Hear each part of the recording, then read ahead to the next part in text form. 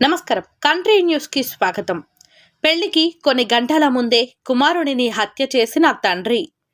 కుమారుడి పెళ్లి ఇంకొన్ని గంటల్లో జరగనుంది. అప్పటికే అన్ని ఏర్పాట్లు చేశారు.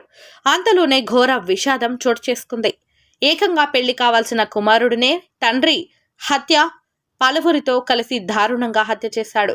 ఈ దారుణ ఘటన దేశ రాజధాని ఢిల్లీలో జరిగింది. ఆ వివరాలేంటో ఇప్పుడు చూద్దాం. దక్షిణ ఢిల్లీలోని డియోలీ ఎక్స్టెన్షన్లోని రాజు పార్క్లో ఈ హృదయ విదారక ఘటన వెలుగులోకి వచ్చింది. ఇక్కడ ఓ తండ్రి తన ఇద్దరు స్నేహితులతో కలిసి బుధవారం రాత్రి తన కుమారుడు గౌరవ్ సింఘాల్ 29 సంవత్సరాలపై కత్తెర సహా పలు ఆయుధాలతో దాడి చేసి హత్య చేశాడు.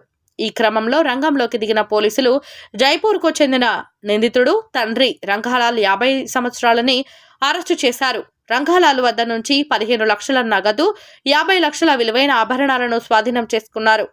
పోలీసులు మృతదేహాన్ని అదుపులోకి తీసుకుని పోస్టుమార్టం నిమిత్తం తరలించారు.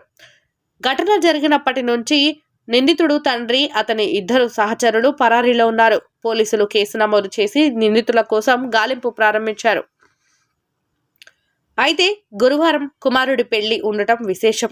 గ్రామంలో తనకు జరిగిన అవమానానికి ప్రతీకారం తీర్చుకునేందుకు తండ్రి దారుణానికి పాల్పడ్డాడని తెలుస్తోంది. కొడుకు గౌరవ్, అతని భార్య తనతో విడివిడిగా జీవించేవారని నిందితుడు రంగాలాల్ చెప్పినట్లు సౌత్ జిల్లా పోలీస్ అధికారులు తెలిపారు.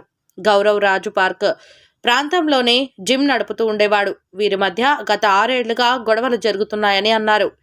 ఇద్దరు ఒకరితో ఒకరు మాట్లాడుకోలేదని చెప్పారు. 6 ఏళ్ల క్రితం జరిగిన గొడవలో గౌరవ్ తన తండ్రిని గ్రామ ప్రజల ముందే చెప్పుతో కొట్టాడని వెల్లడించారు. ఆ తర్వాత వీరిద్దరి మధ్య మనస్పర్ధలు వచ్చాయని అన్నారు.